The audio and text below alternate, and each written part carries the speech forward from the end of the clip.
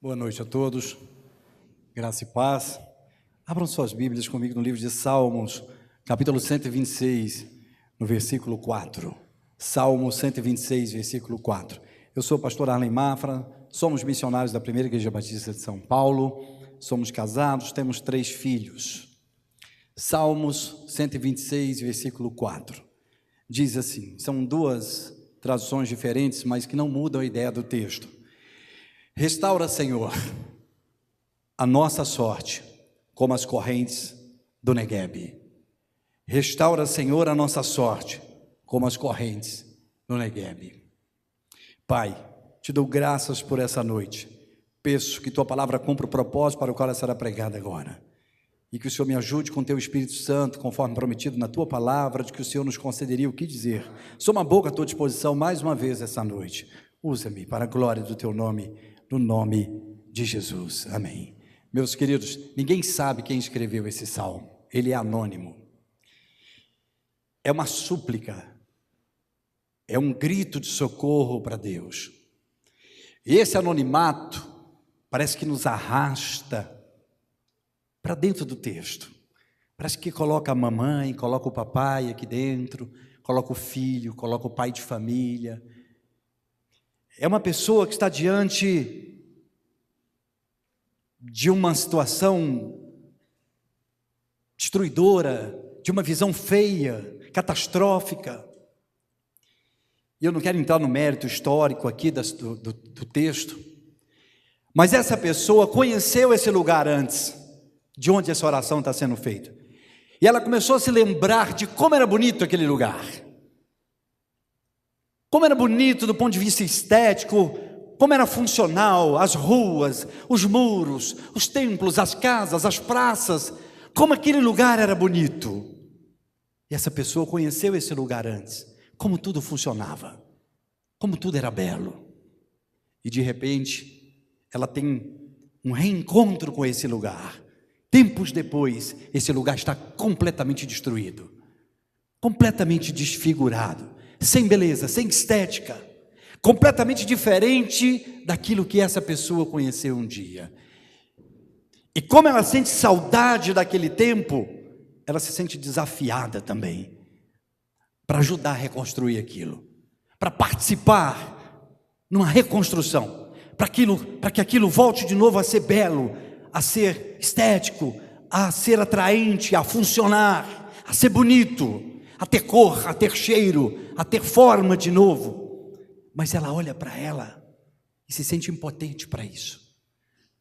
Os obstáculos são tantos, os recursos são poucos, a destruição é tão grande, a extensão da destruição é tão grande, que essa pessoa se sente como uma mãe diante de uma notícia de um filho que está drogado, como uma esposa que recebeu a notícia do marido que não é mais amada, como alguém que não pode fazer nada, se sente impotente porque nós não decidimos pelo outro, nós só decidimos por nós mesmos. E aí essa pessoa faz o que nós fazemos, ela se lança a Deus e com um grito de socorro, uma súplica, ela faz um pedido para Deus, anonimamente. Aqui sou eu e você, são os nossos nomes que estão aqui nessa súplica, e essa pessoa diz: restaura a nossa sorte, nos ajude. Ela diz para Deus: muda a nossa sorte. Restaurar é devolver a originalidade, a forma original, a funcionalidade, a beleza que tinha, o brilho que tinha, a cor que tinha. É devolver o estado original daquela situação, é fazer aquilo funcionar novamente. E ela pede para Deus e diz: nos ajude, restaura a nossa sorte, muda isso. Mas o que é mais profundo, mais atraente nesse texto é que a pessoa está tão mergulhada na vontade de ver aquilo mudado, como ela conhecia antes, que ela dá para Deus uma referência. Ela não fez aquela oração: restaura a nossa sorte, nos ajude a mudar isso, conforme a tua vontade. É claro que não somos nós que determinamos o que Deus faz, como faz, nem quando faz. Nós estamos sob a sua soberania, é Ele que faz. Mas a pessoa está tão mergulhada, está com tanta vontade, se sente tão desafiada pela situação, que ela dá para Deus uma referência de como ela gostaria que aquilo fosse feito. E ela fecha a oração dizendo: o grito dizendo: restaura a nossa sorte, nos ajuda. E ela diz: como as correntes do Negueb. É como se você entrasse num salão para cortar seu cabelo, e aí você não tem ideia de que corte você quer.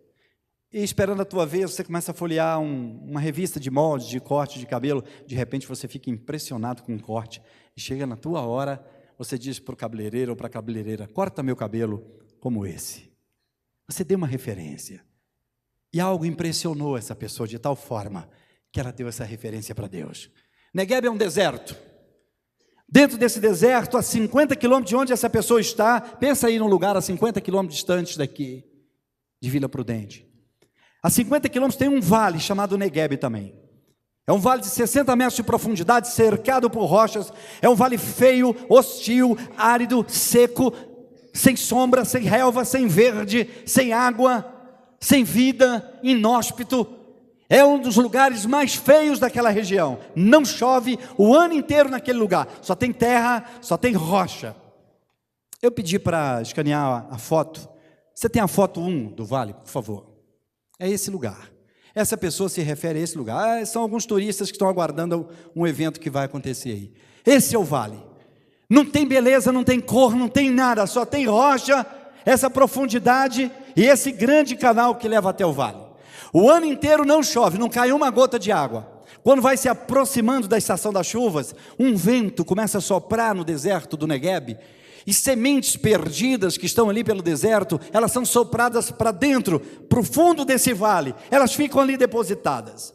E as nuvens vêm carregadas de água na estação das águas, e não chove no vale. O vale é abaixo do nível do mar, e as nuvens passam sobre o vale. Acontece que esse vale é cercado por uma cadeia de montanhas. E essas montanhas retêm essas nuvens que vêm lá do Monte Hermon em direção às colinas de Golã e passam sobre o vale. E essa cadeia de montanhas detém essas nuvens. E é lá que chove. Mas essas montanhas, as suas encostas são rasgos por entre as rochas, são pequenos canais, filetes de rochas rasgados. Esses pequenos canais vão um encontrando com o outro, e todos esses canais ligam a esse grande canal que vocês estão vendo aí. E esse canal aponta lá para o vale. E essa água que chove lá em cima começa a ganhar volume, força e velocidade por entre esses pequenos canais. E de repente toda essa água vem de forma torrencial. Por isso que ele diz: como as torrentes do Negueb. E elas vêm todas para esse canal. E de repente esse vale se transforma num grande lago. Mas o clima é tão árido, é tão seco, a temperatura é tão alta que em pouco tempo, em poucos meses, essa água evapora. Ela vai toda sendo evaporada. Mas dá tempo de encharcar aquelas sementes que o vento soprou antes da estação das águas. E quando a água é evaporada, começa a acontecer um dos processos metamorfósicos mais belos de toda aquela região. Começa a nascer a primeira grama, a primeira relva, a primeira flor, o primeiro verde, a primeira planta, a primeira sombra. E aquele lugar feio, sem cor, sem estética, sem desenho, sem atrativo, se transforma num dos jardins mais belos daquela região. Põe a foto 2, por favor. É o mesmo lugar, mesmíssimo lugar. Isso impressionou de tal forma essa pessoa, que ela pensou, e eu não estou aqui conjecturando, porque a gente chama isso no jornalismo de preenchimento de cena, porque pela oração que ela fez, ela tem que ter chegado a essa conclusão: um Deus que tem poder para promover através da natureza um processo de mudança tão belo como esse, tão profundo, tão visível, Ele pode fazer isso com a nossa vida. E essa pessoa então se joga diante de Deus e se lembra disso e diz: restaura a nossa sorte, muda essa situação como Negueb.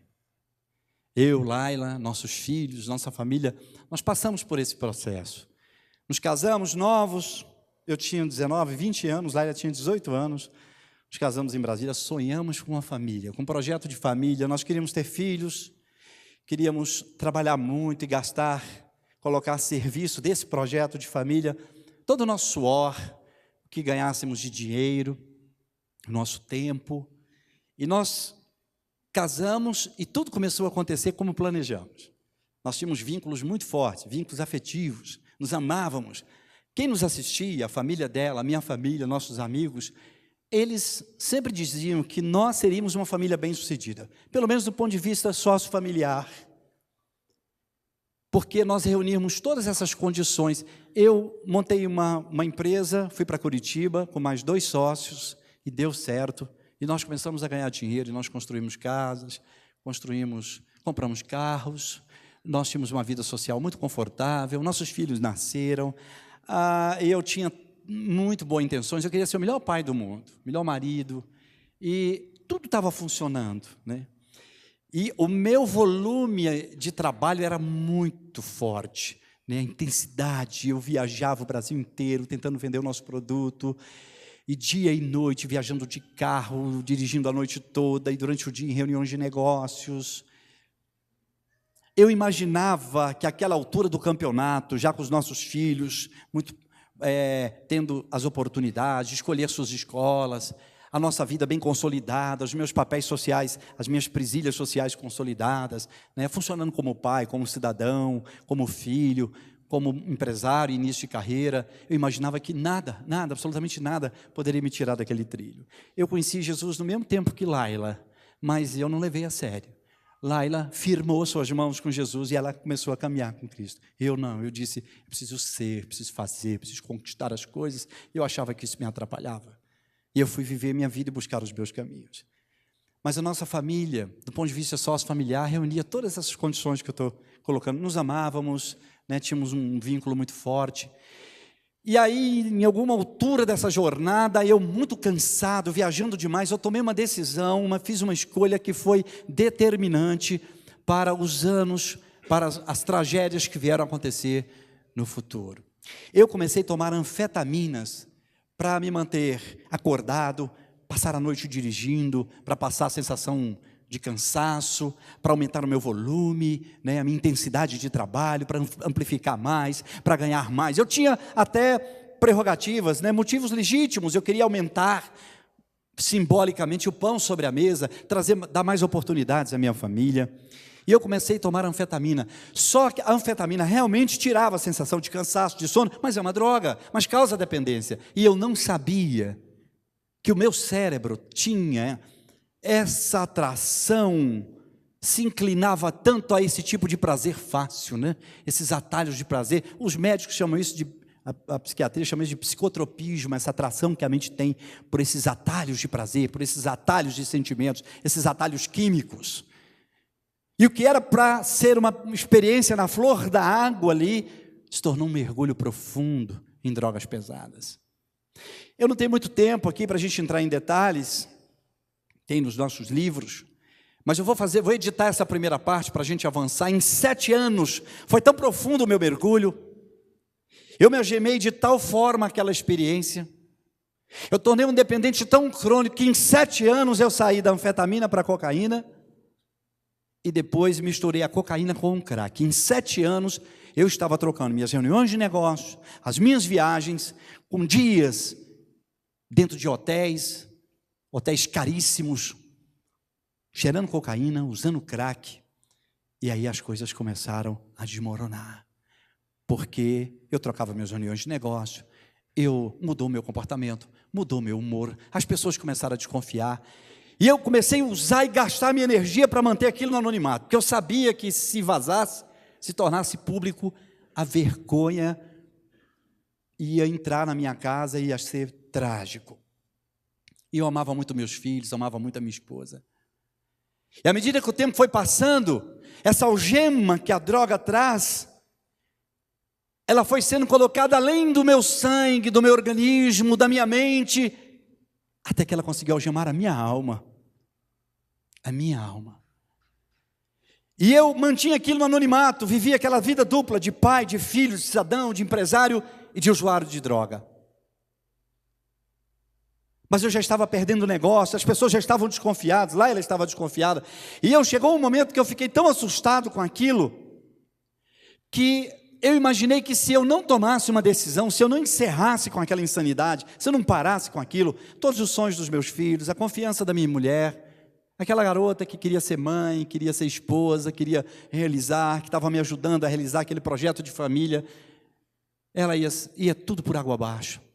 Aquilo ia se tornar público, ia ser uma vergonha nas nossas famílias, enfim. Aí eu tomei uma decisão, eu disse, eu vou parar. E eu fiz as minhas tentativas sozinho. Foi quando eu descobri que eu estava lidando com algo muito mais forte que eu. É por isso que o título do meu primeiro livro é Mais Forte que o Crack, por conta dessa descoberta. Eu não estava lidando com um produto, não era um pó, um líquido, um fumo, uma pedra, não. Por trás daquilo tinha mentes poderosas, espíritos malignos treinados para matar, para roubar, para destruir a família. E a minha alma já tinha sido algemada. Então, os médicos, por mais que eles me livrassem da mente, limpassem o meu organismo, o meu sangue, os terapeutas, por mais que eles me ajudassem, mas a minha alma estava algemada. Eu não conseguia, eu simplesmente não conseguia. Mas eu queria. E aí, numa madrugada, eu estou aqui editando para vocês a história. Numa madrugada, eu chamei a minha esposa, vivendo uma luta cruel, sozinho para conseguir. Eu não consegui, eu chamei Laila, que já estava desconfiada, e contei para ela. E disse, eu preciso de ajuda. E nós, então, começamos uma jornada de casal agora. Marido e mulher. Laila me deu a mão e disse, a gente vai conseguir. E aí, queridos, foi uma jornada que eu não desejo para absolutamente ninguém. Foram muitos anos de muitas tentativas. Eu simplesmente não conseguia. Eu não conseguia. Eu já estava completamente preso. É por isso que eu não creio em cura para dependência química, em programas de cura para dependência química. Eu creio em libertação. A Bíblia diz que se o Filho de Deus te libertar, de verdade você é livre. É nisso que eu creio. E eu não conseguia, eu simplesmente não conseguia. Eu fui internado mais de 20 vezes. Eu posso fazer aqui um cast, uma lista de mais de 20 clínicas e hospitais, dos mais caros desse país, de todo tipo de programa. Eu não vou citar o nome aqui para não criar um constrangimento. Eu simplesmente não. Eu não estou dizendo que isso não presta. Pode ter servido para muita gente, mas eu não conseguia. Eu não conseguia. Eu estava completamente algemado. Havia uma corrente que me prendia e eu não sabia onde estava a ponta disso, a chave para abrir essas algemas. A minha alma estava completamente tomada. Não só pela droga, mas pelo que estava por trás das drogas. E aí, mais de 20 internações. Períodos insanos de ano inteiro, assim, sob efeito de medicações fortíssimas, em hospitais psiquiátricos, completamente impregnado. Laila ia me visitar, ela me conta, eu não me lembro desses períodos. E ela me encontrava babando nos corredores dessas clínicas, caras, pagas. E eu não reconhecia o papel dela de esposa. Eu toco piano, violão, ela levava meu violão e dizia, eu trouxe para você se distrair. Eu dizia, não, enfermeira, eu não sei o que é isso, não sei tocar isso. E ela saía aos prantos desses lugares, com seus sonhos despedaçados, com seus planos despedaçados, com todas as suas expectativas, perspectivas enterradas. E aí vazou. E aí se tornou público, não tinha jeito mais de manter no anonimato. Aí começou o desmonte e as perdas. Perdi a sociedade, meus sócios descobriram, perdi a empresa, perdi negócios, e a minha vida se tornou essa jornada cruel de tentativas e fracassos e frustrações, passando os meus anos entrando e saindo de clínicas e hospitais, vendendo bens, vendendo casa, vendendo carros, vendendo o que tínhamos conquistado com tanto suor, com tanto trabalho, ora para pagar um tratamento, ora para tentar um negócio, ora até para o uso mesmo. E eu comecei então a assistir. Aí as famílias se aproximaram, né? Minha família, a família da minha esposa, tentando ajudar, mas eu não conseguia, eles se frustraram e eles se afastaram também. Os amigos foram embora, ninguém é amigo do fraco, né? E eu comecei a assistir minha mulher e meus filhos na solidão. Tranquei meus filhos, minha esposa e todos os seus sonhos no quarto, simbolicamente, no quarto mais gelado da alma deles, eu costumo dizer, e joguei a chave fora. Eu chegava às madrugadas, ou de dia, ou à tarde, vindo dessas tentativas frustradas, e eu entrava, via lá, ela jogada na sala, jogada no quarto, jogada na cozinha, aos prantos, aos gritos, dentro daquela casa, clamando, pedindo a Deus uma solução, porque ela não aguentava mais, sozinha. Meus filhos, comparavam nossa vida com a dos amiguinhos, né? E eles sabiam que não éramos mais uma família funcional, uma família normal. Eles não tinham mais a proteção, a provisão, o futuro. Eles sabiam que a qualquer momento o teto da esperança, né, ia desabar sobre eles. E eu não estava mais aguentando ver aquilo. Eu achava muito injusto. Eu me sentia como uma locomotiva rebocando os vagões da minha família, meus filhos, comigo por um abismo que eu não sabia onde dar, eles iam morrer comigo. Aí eu fiz a minha última viagem, eu estou aqui editando para vocês a história. Eu fiz a minha última viagem. Fui fazer uma tentativa de internação em Manaus. Um amigo meu me chamou para ir para lá. Eu consegui ficar lá acho que uns 20, 30 dias, e eu não consegui ficar mais. Peguei o avião, desci no aeroporto de Guarulhos, peguei minha mala lá na esteira, sentei numa cadeira no saguão do aeroporto, ainda bem vestido, e eu comecei a pensar, a refletir. Eu queria entender em que momento da história eu estava, que papel eu estava exercendo, o que eu era de verdade, eu era um pai, eu era um filho, o que eu era, o que estava acontecendo. Eu queria tentar organizar a história, a bagunça que eu tinha feito na vida das pessoas, na minha própria vida, no embaraço que estava a minha história. E eu sentei ali e comecei a imaginar o exercício dos meus papéis sociais, e eu cheguei à conclusão. Esse foi o momento mais cruel. As pessoas me perguntam nas escolas, gente que lê os nossos livros, e sempre a pergunta é a mesma: Arlen, qual foi a maior consequência, o maior dano das drogas na vida de vocês? E eu digo, olha, você lê os nossos livros, você vai ver coisas terríveis, mas nada se comparou a esse momento. Quando eu cheguei à conclusão ali, sentado, de que eu não era mais nada, eu não exercia nenhum papel mais, não era mais pai, mais filho, mais empresário, não era mais nada, eu era só um drogado, E eu tinha uma missão: livrar minha família de mim mesmo, porque eu sabia que eles não iam romper esse vínculo comigo, eles não iam me botar para fora da vida deles, eles iam morrer comigo. E eu tomei uma decisão trágica também naquele momento. Eu pensei, eu preciso libertar minha família de mim, eu preciso dar chance para minha mulher, para os meus filhos encontrarem um caminho alternativo para tentarem ser felizes de alguma forma, porque comigo não tem mais condições. Eu peguei minha mala, não liguei para ninguém, não avisei ninguém, e saí arrastando a pé pela rodovia Ayrton Senna, peguei a Marginal Tietê ali, fui até a Ponte da Casa Verde, entrei para a Avenida Brasleme ali, Avenida Rude, aliás, atravessei o viaduto da Rio Branco, fui parar lá na Praça Princesa Isabel, à tardezinha, cheguei a pé, andando, arrastando a mala, as pessoas olhando, e eu cheguei no centro de São Paulo, a uma quadra da Cracolândia, a uma quadra da Primeira Igreja Batista de São Paulo, para viver ali quase 8 anos da minha vida, como andarilho, como mendigo, desistente da vida, desistente do projeto, desistente da família, desistente de tudo, acreditando de verdade, que eu estava me penitenciando e que meus dias seriam abreviados ali. Eu não tinha como sobreviver num lugar daquele, eu não tinha sido preparado para aquilo. Minha família me procurou pelo Brasil, não me encontrou, fui dado como desaparecido, depois como morto, chegou notícias que eu tinha sido enterrado como indigente, e aí a vida seguiu. Meus filhos cresceram, casaram longe dos meus olhos, como num filme de guerra, né? Lá ela precisava se resolver civilmente, precisava assinar documentos, ela precisava se definir civilmente, era o quê? Casada, viúva, e ela pediu um divórcio unilateral. Quem é advogado aí deve saber como é esse trâmite, o juiz deve ter me citado lá num edital qualquer, eu não compareci, ele supriu minha assinatura, e pronto. Definido.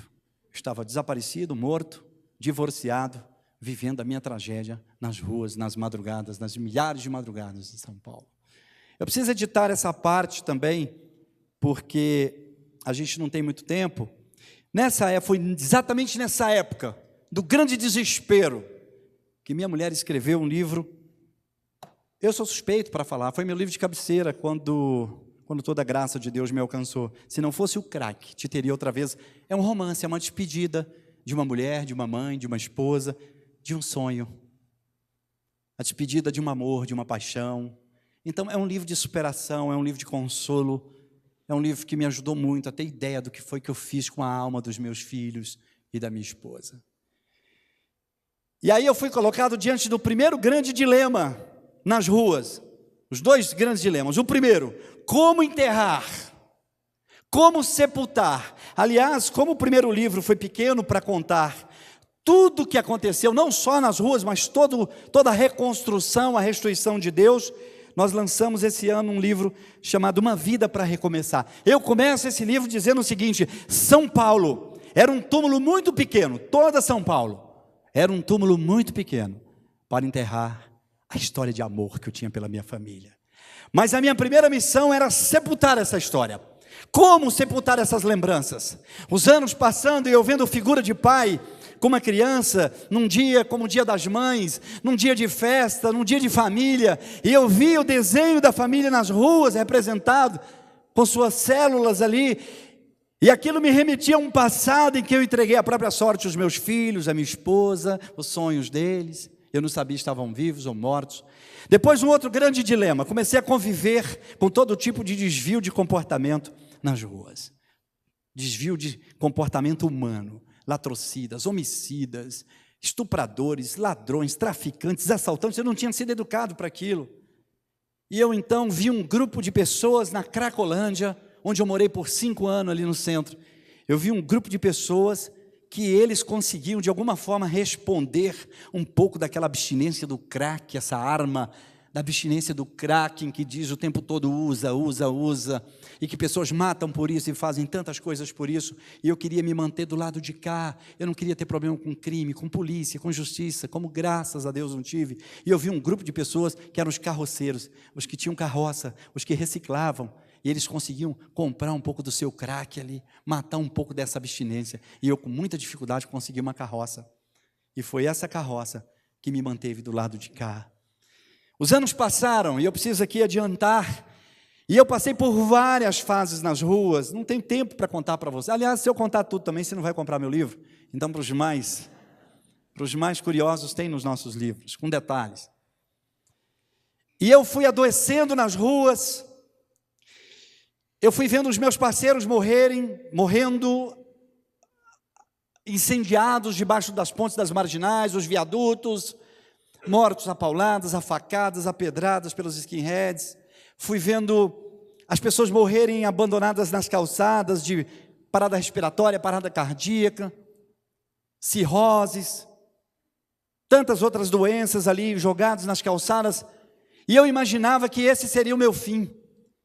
E eu fui definhando, eu passei de 90 quilos, que é o que eu peso, para 58, 60 quilos, eu era um cadáver ambulante. O meu cabelo cresceu, a minha barba cresceu, a minha roupa rasgou, fiquei descalço, me tornei uma figura sinistra nas madrugadas de São Paulo, puxando aquela carroça.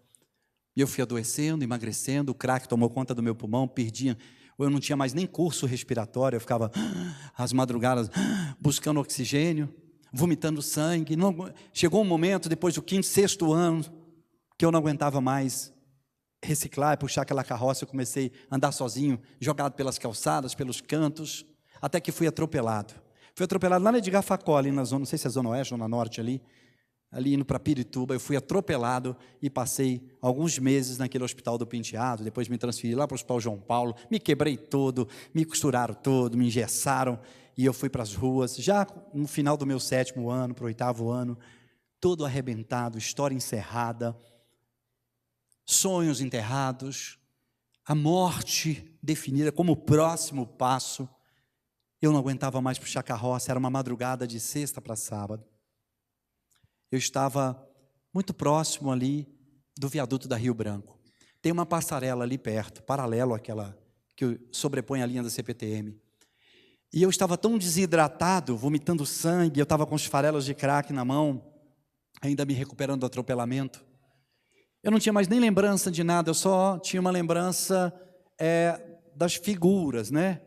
Mas eu não tinha aquela lembrança afetiva mais de família, de filhos, não tinha mais. A minha vida estava encerrada. Eu colocava a minha cabeça na calçada, nas madrugadas, e eu dizia: Deus, se for hoje a minha hora, então me dê uma morte um pouco mais agradável. Eu não quero ser reconhecido através de um DNA, não quero morrer incendiado. O fato é que nessa madrugada eu estava muito desidratado, e eu sabia que eu não tinha mais tempo de vida. Eu tinha apagões, assim, eu ficava dias jogado em calçadas. Tem um DVD nosso, um documentário, que tem um depoimento de comerciantes, de gente que me assistiu nessas calçadas, que me deu comida. E aí eu ia subir para essa passarela para passar o resto da noite ali, eram umas 2 para 3 horas da manhã, e eu comecei a remexer um lixo, procurando um resto de água. Eu comia do lixo todas as madrugadas, isso não é novidade para ninguém, vocês veem isso o tempo todo, e eu não conto isso também para fazer sensacionalismo, é para você entender onde foi que eu cheguei. E aí eu remexendo ali, procurando uma casca de fruta, um resto de água, eu não encontrei nada, era um lixo de última hora, que eu chamo assim, alguém fez uma faxina, tinha uma igreja Assembleia de Deus, tem uma igreja Assembleia de Deus, de frente a essa passarela, assim, bem grande, bem comprida, alguém colocou aquele lixo ali, o lixeiro já tinha levado o outro lixo, e só tinha papel, capa de caderno, capa de livro, dura, assim, alguém fez uma faxina, mas no meio daquilo tudo eu encontrei um objeto em miniatura, de decoração, dentro de um plástico, limpinho, bonitinho, era uma arca da aliança do Antigo Testamento, eu não estou aqui judaizando o Evangelho, eu vou explicar. E eu encontrei aquele objeto que devia estar servindo ali de decoração, de peso de papel, em alguma mesa, e eles jogaram fora. E era pesadinho, bem douradinho, uma arca assim com seres, guardando a arca. E eu fiquei olhando para aquilo, imaginando o que eu ia fazer com aquilo, né? Eu ia trocar por uma comida, alguém ia se interessar no outro dia. O fato é que eu levei para cima dessa passarela comigo. Tirei do plástico, coloquei na minha frente, sentado, escorei ali na mureta, tentando recuperar um pouco de força, quando ouvi alguns passos subir na rampa da passarela. Eu imaginei que aquela hora era polícia ou bandido, né? Pela hora, mas para minha surpresa era uma jovem senhora com uma Bíblia debaixo do braço, com uma pré-adolescente assim de 10, 12 anos, uma mulher de 40 e poucos anos, com uma pré-adolescente. Imagino que ela estava vindo de uma vigília e que devia morar ali próximo da comunidade do Moinho, ali, eu estava ali próximo, naquela região. Aquela mulher me viu, ficou um pouco assustada, e eu abaixei a minha cabeça para que ela passasse logo. Eu estava num processo de abstinência muito forte, eu queria usar aquele restante de crack que eu estava, de farelo, mas eu não estava aguentando mais também. Aí ela firmou os passos e veio andando. Quando ela passou na minha frente, ela viu, eu tinha tirado esse objeto do plástico, coloquei bem na minha frente, assim, em cima da passarela. Ela viu, quando ela viu, pareceu familiar para ela, e ela parou na minha frente e perguntou para mim: moço, onde foi que o senhor encontrou isso? E eu falei bem rápido para ela, para que ela fosse embora logo. Aí aquela mulher se deteve por mais algum tempo, olhou para mim e disse: moço, a menina, aquela cena esquisita, né? Eu não sabia o que estava acontecendo, a menina se escondendo atrás do vestido dela com medo, amedrontada, e eu mais ainda, e ela disse para mim: moço, olha, apontou o dedo para mim, eu estou com medo, era para mim estar na minha casa, mas eu não vou embora antes de dizer para o senhor o que eu preciso lhe dizer. E ela disse: olha, na teologia dela, no Antigo Testamento, quando Deus queria fazer um acordo, quando Deus queria fazer um trato, um pacto, uma aliança com alguém nessa terra, a arca era símbolo da presença dele. Aí ela deu uma contextualizada na fala dela, ela diz: hoje, moço, isso mudou, esse objeto não serve mais para isso. Isso não representa mais a presença de Deus aqui na terra, nesses tratos dele. Quando Deus hoje quer fazer um trato com alguém, uma aliança com alguém nessa terra, ele substituiu isso aí por Cristo, pelo Filho dele. E Cristo hoje está representado pelo Espírito Santo. Aí ela disse: esse Cristo que está aqui essa madrugada. E aí ela disse assim, ela começou assim: e ele quer. Aí ela começou a me dizer o que Jesus, o que Cristo queria fazer com a minha vida, com aquilo que eu tinha naquele momento, com aquele resto, com aquele caco. Você já andou num quintal, num terreno, chutou um caco, e depois ficou tentando imaginar o que tinha sido aquele caco um dia? Um prato, uma caneca, um jarro, uma vasilha? Não dá para você identificar. Eu estava dessa forma, era um caco humano, não dá para você saber se eu tinha sido um dia um pai, um filho, um cidadão, o que eu tinha sido. E aquela mulher começou a dizer para mim: esse Cristo que está aqui, moço, ele quer te salvar, ele quer salvar a tua alma, ele quer te libertar do crack, te tirar das ruas, te tirar dessa miséria, ele quer através da tua vida trazer muitos outros, ele vai transformar a tua vida. E ela começou a me dizer aquilo que Cristo queria fazer comigo, e foi embora. E eu sozinho ali com aquelas palavras, um vale, um Negueb profundo, completamente destruído, sem atrativo, sem beleza, sem verde, sem vida, sem forma. Eu não tinha desenho de nada, nem de ser humano. Era um vale seco, hostil. E aquela mulher depositando aquelas sementes naquele vale, sem nenhum atrativo. E naquele momento, eu entendi aquilo como um parêntese, como um vazio na minha vida, porque por que eu deveria fazer aquilo? Por que eu deveria acreditar? Por que eu deveria pedir? Por que eu deveria me aliançar? Por que eu deveria me entregar? Se as coisas pelas quais eu tinha me apaixonado na vida, as únicas coisas, era uma esposa, filhos, um lar, não tinha mais. Estava sepultado isso. A palavra de Deus diz que Deus abre caminhos onde não existem caminhos. E eu não tinha mais motivo, eu não tinha mais vida para entregar, não tinha nada para pedir. Mas naquele momento eu tive um insight.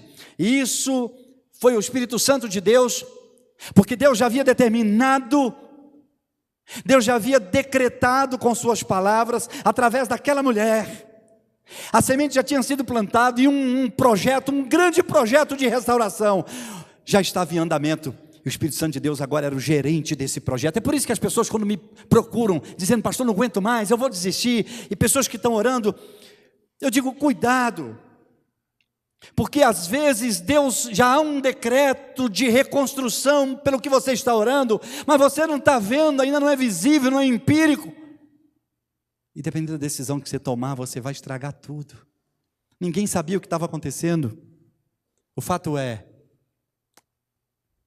que naquele momento eu comecei a pensar: quem sabe a minha vida toda foi uma guerra contra as drogas, e eu perdi todas as batalhas, quem sabe essa não é minha última batalha, e comecei a sonhar com a possibilidade de vencer minha última batalha contra o crack. O Espírito Santo de Deus sabia que essa era a única coisa pela qual eu me jogaria diante de Deus ali, e eu comecei a imaginar, entrar nessa nuvem de pensamento, imaginar que eu pudesse viver com um pouco mais de dignidade meus últimos dias de vida, ser enterrado com dignidade. Cheguei até visualizar assim, uma sepultura com uma lápide, e que alguém escreveu assim: aqui jaz alguém que venceu sua última batalha contra o crack. Comecei a achar aquilo meio heróico, imaginando que aquilo pudesse chegar aos ouvidos da minha mulher, de quem foi um dia minha mulher, dos meus filhos, e que eles um dia pudessem visitar ali a minha lápide, o meu túmulo, e pudessem ler: aqui jaz alguém que venceu sua última batalha. Veja que loucura, mas era o que eu tinha no momento. Aqui jaz alguém que venceu sua última batalha contra o crack, morreu com dignidade, morreu livre. E eu imaginei que aquilo pudesse ser uma medalha, um troféu de consolo para eles, né? Esse foi o meu argumento, esse foi o argumento espiritual. E por conta disso, eu me ajoelhei naquela madrugada. E eu disse: Deus, é para mim, vale para mim, tem jeito. Eu não pedi esposa, eu não pedi filhos, eu não pedi família, eu não pedi nada do que eu sonhei no início da minha vida, porque eu sabia que isso era impossível. Mas a palavra de Deus diz que Ele é poderoso para fazer infinitamente mais, muito mais do que eu e você podemos hoje aqui pedir, pensar, imaginar. E eu pedi e imaginei naquela noite, eu disse: me liberta do crack, eu disse para Deus, me livra do crack, me livra das drogas, me dá um pouco de dignidade, que eu possa viver com dignidade meus últimos dias de vida nas ruas. E me lancei com essa prerrogativa, com esses motivos: me liberta do crack. Eu saí dali quase de manhã.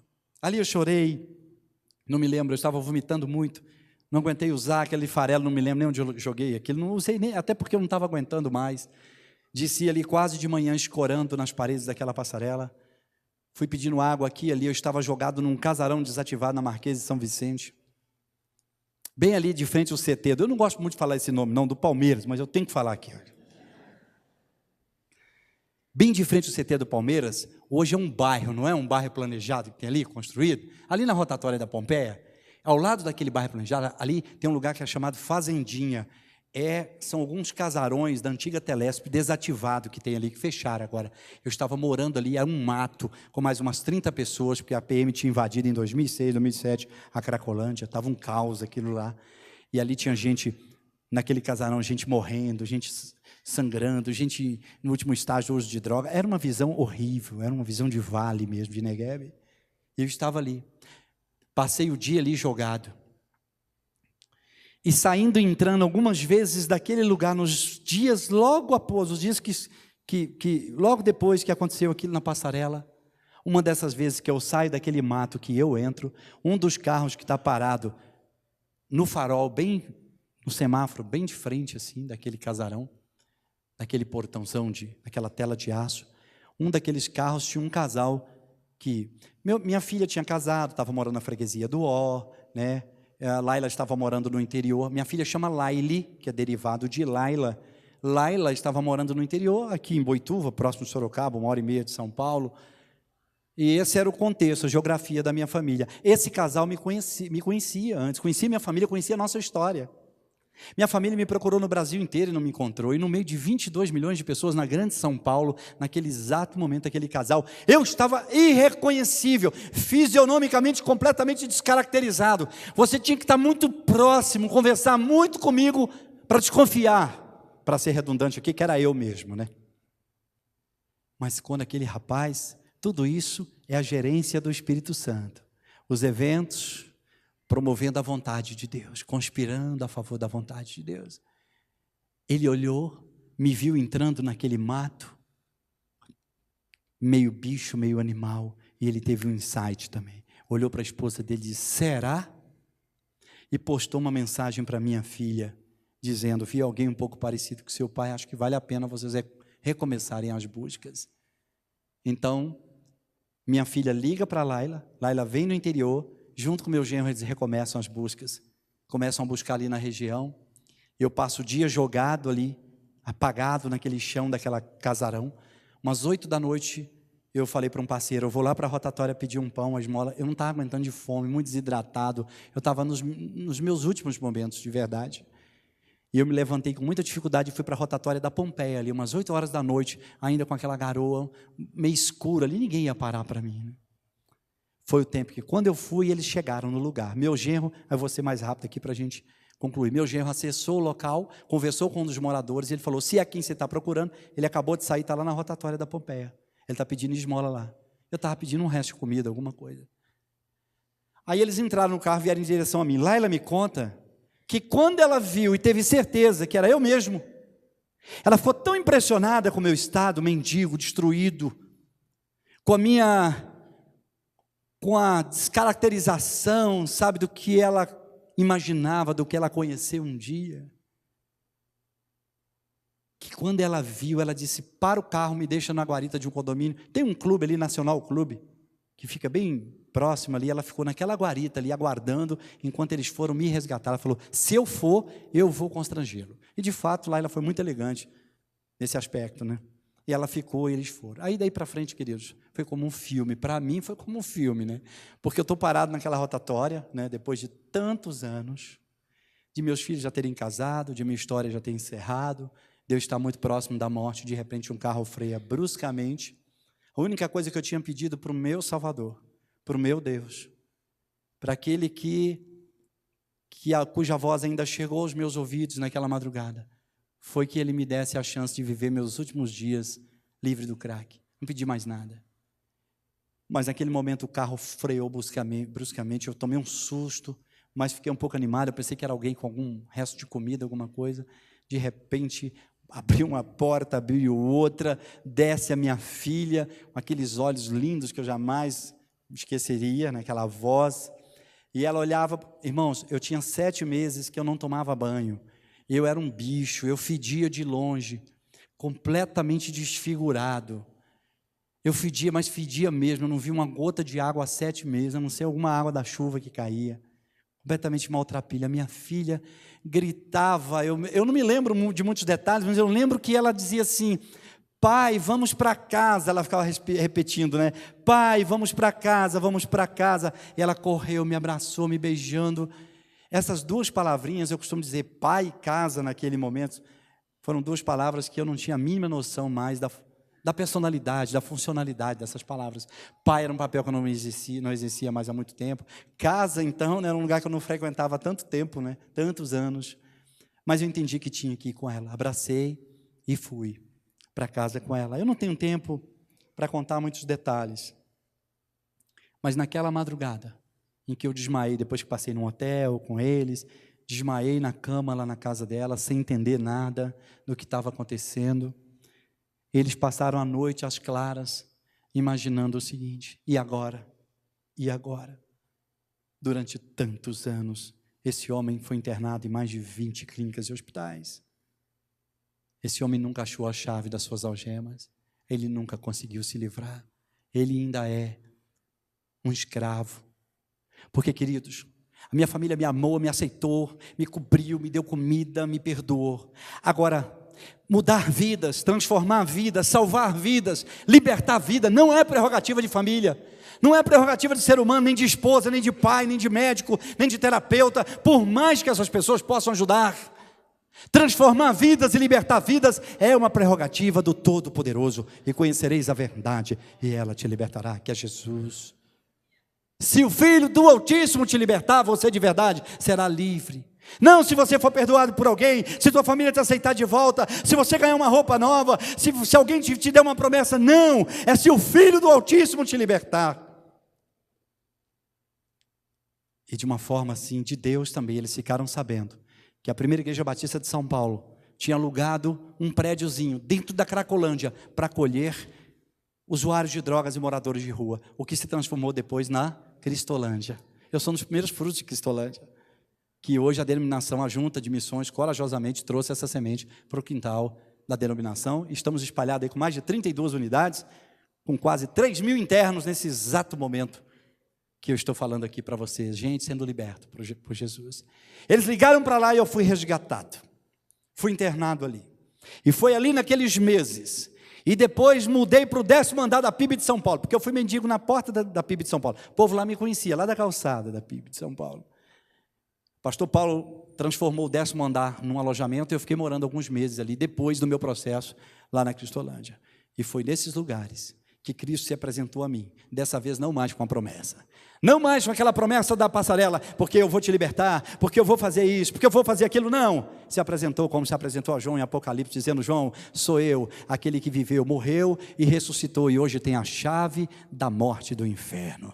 Jesus se apresentou a mim trazendo todas as chaves de cada gema que eu busquei em cada hospital, em cada clínica, e não tinha encontrado, para livrar a minha alma.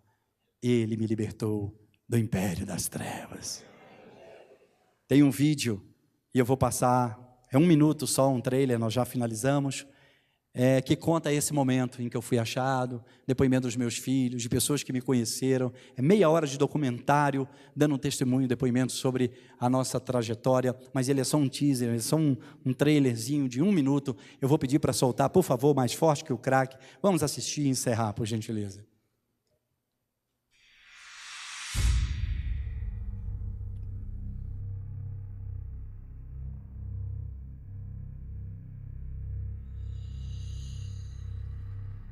Penso que, se não conheci o inferno, cheguei bem próximo. Mas estou de volta à vida. Eu sobrevivi, porque encontrei algo mais forte que o crack.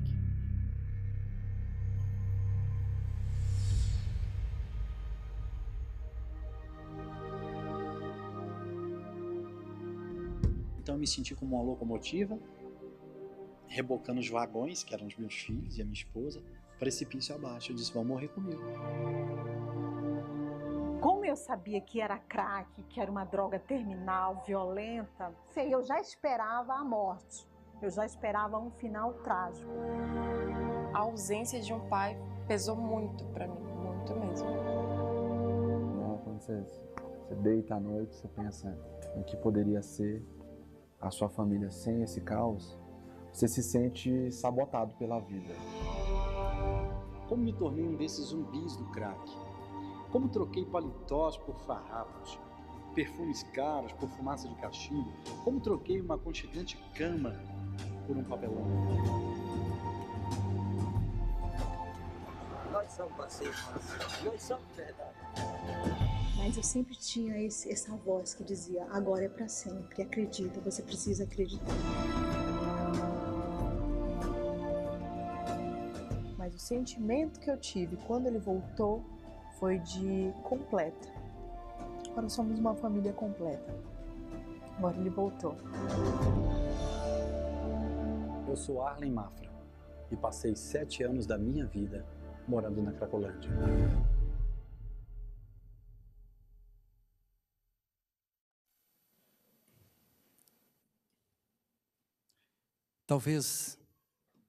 Talvez você diga: pastor, eu ligo a televisão, eu ouço testemunhos, eu vou na igreja, eu vou aos cultos, vou adorar o meu Deus, eu vou considerar a palavra de Deus, eu ouço depoimentos, como estou ouvindo o seu depoimento.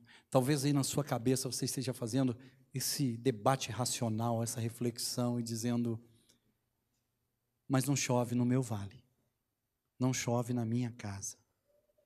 Quando eu saí, começamos a escrever livros e eu pensei assim: Deus, o que eu vou fazer mesmo, hein?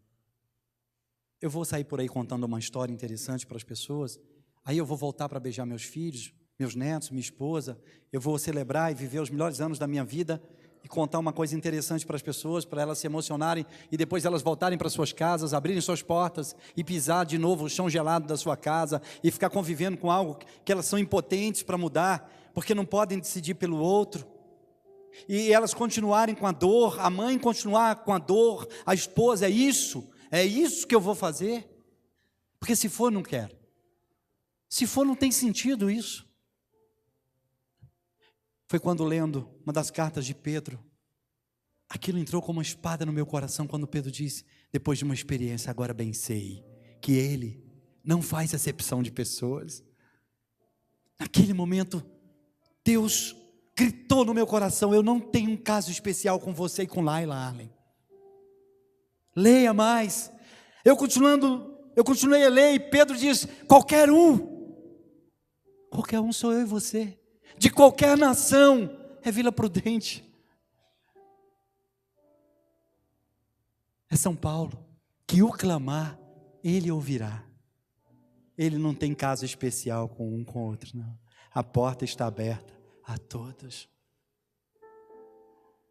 Foi quando eu então me senti legitimado para compartilhar com você a minha história, para repartir com você esse portal pelo qual eu, Laila e nossos filhos fomos empurrados para atravessá-lo e, sob a graça de Jesus, vivermos os anos da liberdade.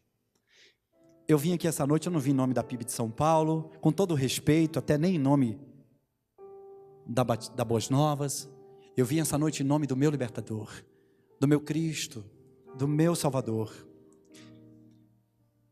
que não me esqueceu nas ruas, que não esqueceu o grito da minha mulher, para dizer para você que por mais que não chova no vale, no seu vale, por mais que não chova no seu Negueb, por mais que as águas, você vê as nuvens passando carregadas, e você precisa tanto daquela água, Deus tem os seus montes ao redor da sua vida, e Deus ordenará a sua chuva nos seus montes, e cada gota da bênção, da chuva, da água de Deus, aponta como aquele canal para o vale da tua família, da tua casa.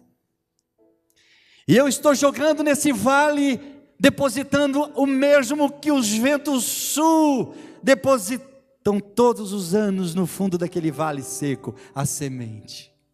O mesmo que aquela mulher depositou naquela madrugada, não deixou um cheque, não deixou uma proposta de emprego, não deixou nada para mim, só jogou essas sementes dentro do meu vale. Um vale seco, hostil, árido, sem beleza, sem forma. As águas do Senhor encharcaram essas sementes, e todos os eventos conspiraram para a vontade dele, que era de transformar o Negueb da nossa família num jardim para o testemunho da glória do nome dele. Eu sei que você tem lugares que só você pode testemunhar, eu não posso, o pastor não vai, o pastor Wagner não vai, mas você é cercado e assistido por famílias, familiares, amigos, colegas, e talvez alguns deles estejam dizendo: onde está o teu Deus? Essa noite, eu convido você, mamãe, papai, você pai de família, você que está carregando um Negueb, alguém muito próximo de você, uma dor que te incomoda porque você se sente impotente, você não pode fazer nada, você não pode mudar a situação. Nós vamos clamar essa noite para que o Senhor detenha as nuvens da sua graça e cada gota de água alcance o vale da sua vida. Sai do teu lugar agora, vem aqui, eu quero orar com você. Nós vamos nos misturar essa palavra, mamãe, papai, jovem, você que carrega a memória de um pai bêbado, e que você diz: pastor, eu não tenho o que fazer, Eu coloco a minha cabeça no travesseiro, meu filho dizia para mim: pai, sabe quantas vezes eu esmurrei o volante do meu carro indo para a faculdade, querendo um pai para conversar com ele? Sabe o que é ter que explicar para uma namorada, uma noiva? Quem é seu pai? Onde ele está, se ele existe? Há coisas que você não pode fazer nada. A minha filha que disse, a ausência de um pai fez muita falta para mim, muita. Mas bendito seja o Deus de Israel. Grande misericórdia, grande a sua fidelidade. Pai, que posso eu fazer, Senhor? Qual é o próximo passo que eu posso dar? Me diga. Diz para mim, Senhor, que mais eu posso fazer? Eu não tenho, Senhor, eu não tenho como mudar as pessoas. Eu não tenho essa prerrogativa, isso é tua. É por isso que agora nós clamamos como aquela pessoa, e nós, Senhor, nos ajeitamos, nos acomodamos junto com ela, não sabemos quem é, quem foi que orou, quem foi que pediu, mas eu sei o fim dessa história. O Senhor ajudou a reconstruir aquele lugar, e ele voltou a ser bonito de novo, Pai. O Senhor fez a mesma coisa com a minha família. Agora eu oro pelo meu irmão, pela minha irmã, e nós clamamos ao Senhor, porque só o Senhor pode fazer. O Senhor sabe onde está essa pessoa que precisa ser liberta, que precisa ser salva. Eu oro para que as tuas águas ganhem força, volume, velocidade, Senhor, ó Deus, por entre as rochas, para que o canal, para que o teu Espírito Santo, Senhor, conduza as tuas águas para esse vale tão hostil, tão árido, Senhor. Talvez essa casa, cuja mãe, cujo pai, cuja esposa, ó Deus, não esteja mais conseguindo ficar, permanecer, pelo ambiente de guerra, Senhor, de vício, de prisão, de dor. Eu quero orar por eles, por elas, e pedir que o Senhor restaure a nossa sorte, como as correntes do Negueb. Que as tuas águas purificadoras, graciosas, se misturem ao lodo, à poeira desse vale, Senhor, da vida dessa mulher e desse homem aqui, Senhor, te pedindo e te clamando, dessa mãe que diz: eu não posso fazer mais nada, eu não decido pelo outro. Senhor, que ao ser evaporado, talvez o dia a dia, essa palavra voltar para ti, Senhor, que ela não volte vazia, que ela volte, Senhor, com o decreto do Senhor, aquele mesmo que disse: haja luz, ressuscite, veja, levanta, ser curado. Eu oro essa noite por isso, em nome de Jesus, Pai. Nós queremos testemunhar da tua glória e da tua graça. Amém. Amém. Você vai voltar para o seu lugar e pode assentar. Você vai voltar com a mesma coisa que eu tinha quando eu desci daquela passarela, com essa semente poderosa. Deus vai irrigar essa semente. Sente-se, por favor. Antes de passar a palavra para o pastor, ali fora, quando você sair, eu e minha mulher estaremos no nosso pequeno stand com os nossos livros, e eu já falei dos livros aqui para vocês. Só tem um que eu quero dedicar, que eu quero falar assim com muita propriedade para vocês. Parado na porta de uma escola, eu assisti os pais entregando seus filhos e alguns buscando, levando para casa, depois de um período de estudo, de sala de aula. E foi tão bonito ver aquelas crianças abraçando, contando a sua agenda para os pais, e os pais também, eles voltando para continuarem suas histórias de amor em casa. Meninos a partir de 11, 12, 13 anos, e eu fiquei parado ali olhando e pensando: meu Deus, quantos desses meninos vão ser marcados pelas drogas? Quantos deles vão marcar suas famílias? E eu escrevi um romance para adolescente, um livro em formato estudantil, de 144 páginas, a história de um grupo de adolescentes na escola, que durante o ano inteiro, você entrega seu filho, seu final de semana, seu filho está com você na igreja, mas o filho do Zé, do João, do Manuel, talvez alguns foram para a balada, para o funk esse final de semana, e algum deles pode conhecer droga, e você pensa que essa experiência vai ficar no portão da escola. Não vai não, ele vai entrar amanhã, e ele tem todo dia meia hora de intervalo, a reboque da amizade que já tem com os nossos filhos, com seus sobrinhos, com seus netos, para misturar a história dele, para contaminar a história de amor que ele está escrevendo com você. E aí eu começo a contar a história de um grupo de estudantes que estava vivendo o melhor das suas histórias, suas famílias, que tomaram decisões erradas no intervalo, que ouviram pessoas erradas, que confundiram as histórias e privilegiaram a história da escola em detrimento da escola, da história de casa. E como foi trágico a vida deles. Então nesse livro eu evangelizo e faço prevenção às drogas. O título é Te Encontro na Escola, e junto com ele tem um curso para os pais. Como você fazer prevenção na idade fundamental, na idade do ensino médio, e como fazer uma abordagem na idade acadêmica do seu filho. É 30 minutos, e o título é Saiba Tudo sobre Drogas em 30 minutos. Eu quero que você evangelize o teu filho, o teu sobrinho, e que você espalhe essa semente por aí.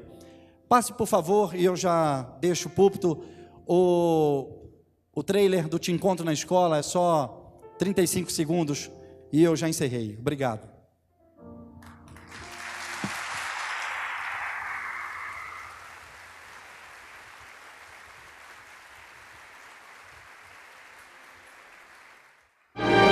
Alguns estudantes sairão de casa hoje para encontrarem seus professores, para estudarem e se prepararem. Muitos encontrarão e farão novos amigos, mas o que muitos não sabem é que se encontrarem as drogas e não estiverem preparados, nunca mais encontrarão o caminho de volta. Um livro que vai mudar o seu jeito de ver as coisas, a narrativa de um grupo de estudantes que escreveram alguns capítulos de sua história no chão da sua escola.